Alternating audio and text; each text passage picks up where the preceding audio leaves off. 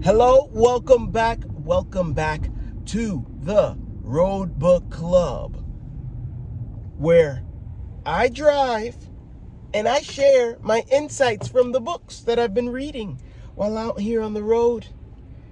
And if you are interested in having a free month, the link is in the bio.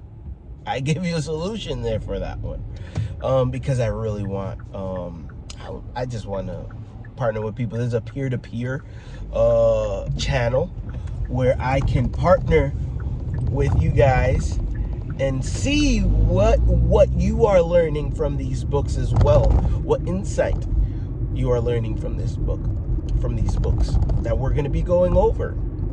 Now, this is part of a 30-day challenge. 30 days. And we are developing this as we go. This peer-to-peer conversation. If you want to get to that next level, you join the Patreon. So that's also there. There's a link in the YouTube, in my YouTube channel to that, where I actually share more insights, so that you can use it and you can use me as a resource and use these books as a resource to share what you can use them as a resource, so that you can also put in the good old noggin some more information, and that's where we are with that. Yeah.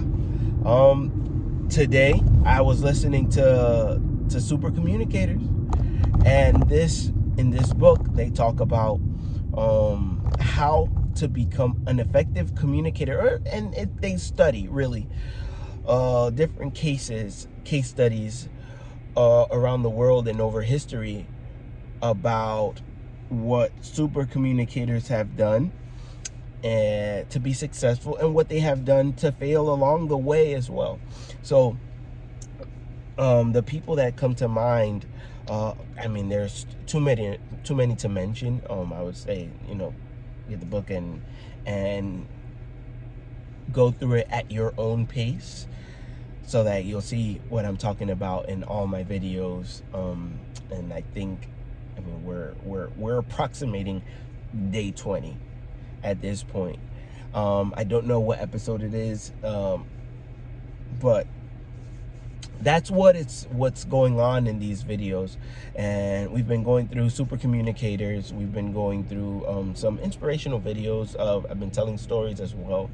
And right now we are at a point in the book where yesterday I spoke about looping for understanding, and now we're going to be talking a little bit more in the vein of still emotional connection, emotional conversations, and how sometimes even, like, the book talks about hard topics. I realize now that these are not light topics. So when they're talking about gun control, they're talking about vaccinations, and right now Duhigg enters into a stage where he's showcasing a case study with a doctor, and he had no luck getting helping people get vaccinated for the flu. And this is by no means this is pro or against whatever it is, but he was just sharing his insights. And once COVID came along, he did not find that there is no way that so many people were going to be vaccinated. In fact, he said that there are so many different types of people, and what I mean, like social backgrounds, whether you're a liberal or a Republican or Democrat, whatever it is, and there are you might have differences and not see eye to eye in certain cases, but he says that it seems like everybody's reading from the same hymnal when they're talking about vaccines. There's my guy right there. Yeah. in unison. People are operating in unison in this case.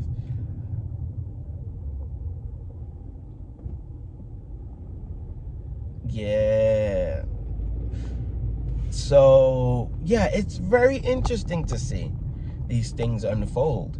And another thing that it brings up is that there are other things. And I think that I kind of, it was a little bit of a foreshadowing early on in my earlier videos, where I talked about how we also have biases that lay dormant, and these also play a role in why we do or why we don't do things.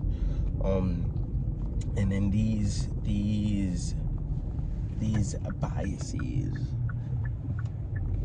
biases sometimes dictate whether we do good. Like the example in the book is whether we do good in school or pass tests, and overall, like the idea of taking SATs, kind of overall, if you do good on your SATs, you're gonna, it's an indicator that you're gonna do good in college, or if you do good in high school, it's an indicator that you're gonna do good in college. But even within those demographics, there are different biases that determine that as well, and it might not even be something that is external.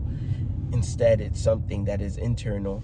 And I think that one of the examples was, I'm gonna butcher this, but I'll give it a shot. That a lot of the times that women and minorities, they'll have a harder time on tests, because they're tests that are timed, because they are second guessing the answer, even though they might already have the answer, but they're losing time second guessing. And this is already in here in the mind. And then they ran some tests. I'm not going to give you all the details of the book, but it's very interesting. I definitely suggest going through and reading it, because these are things that I think do operate within us. They operate definitely within me. And I mean, this channel is an attempt to overcome those biases and these thoughts. So I'll kind of like pivot into another branch that I heard the other day, which was Myron Golden. I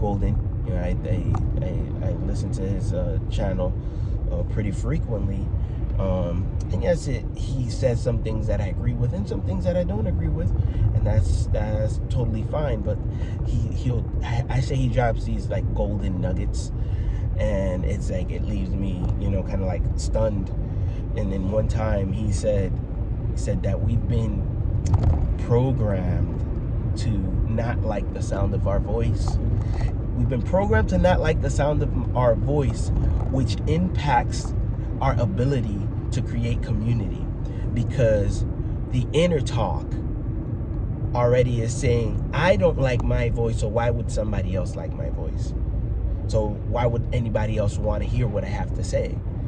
You see? But when you're able to reprogram that mind, or take the steps to put yourself out there and share the information and communicate anyways, and share the ideas anyways, even though you might stumble, even though you might stutter, as the John Mayer says, even if your hands are shaking, yeah, then you get to this point where you're sharing your ideas and you're able to connect in a way that you didn't anticipate, but you would have never gotten to that place if you would have never started. If you would have never started. Does that make sense? Leave it in the comment if it makes sense. Give me a little snap emoji if it makes sense. But I'm reminded again of this guy. I think I spoke about him in an earlier episode, and he said that he worked, he was retired. This was another conversation that was really good. I didn't bring it up in my previous videos, but this was actually a very nice conversation, so I'll bring it up right now. This gentleman, he was old, already retired. Man, people who have already lived a life, that's when I'm like, tell me what you know, tell me, give me the plan, give me an idea, give me a heads up, because I'm trying to figure this thing out too. And I believe that the experiences that people have will give you a better opportunity to move in a way that is going to be more effective and more efficient, if you take the information with a grain of salt. That's my own belief. That's my own belief. So this gentleman, I go to pick him up, and he's leaving an appointment. He said that he was heading home, and he gets in the car, and he immediately sits down, like, hey, how's it going? How's your day going? I'm like, my day is going good. My day is going good. How's your day going? You know, getting the appointments done, wrapping up the appointments, right? And he says, yep, all done. I like to get them out of the way early in the morning.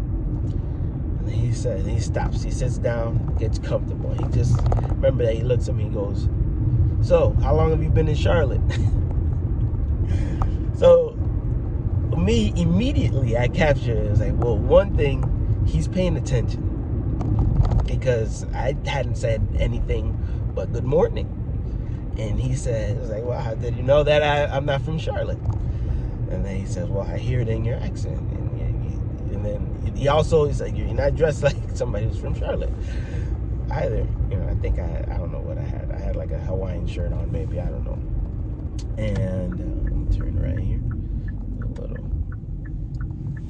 loop around.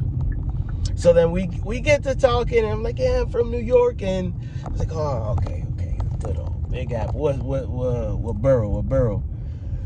And I was like, oh, in the Bronx, in Manhattan. I'm like, where? So then when he's asking me these questions, I'm already picking up. So we're communicating. This is why this book also is very interesting to me, because I've had so many conversations, and there have been little things that happen along the way that I have seen trends and analyze these things.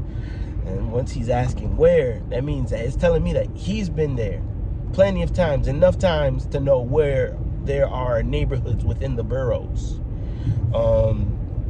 So which you wouldn't know unless you've been there plenty of times or you've lived there. And I grew up there.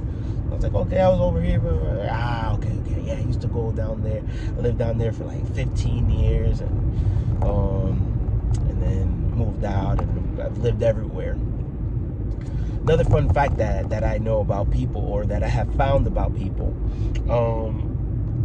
people who have seen different places and have traveled, they're well traveled, have a broader perspective on just kind of, I feel like, life as a whole, and they're able to kind of like maneuver in these conversations with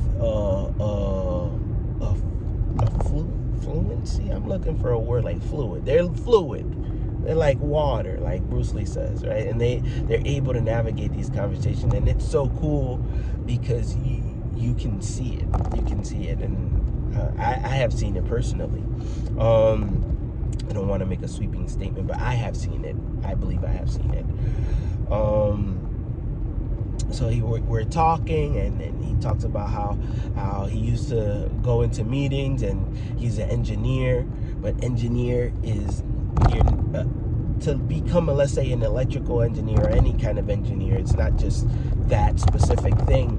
When you're becoming an engineer, you're becoming somebody who understands how things work, how things operate, and you can use that skill set in so many different areas. And in the way that he used them was that he would fix electrical situations, and then he went into tech, but then he would be the point person that they would call for talks, and he was a keynote speaker. He was able to communicate with people. He could share the information and then switch it according to the audience that he was speaking with,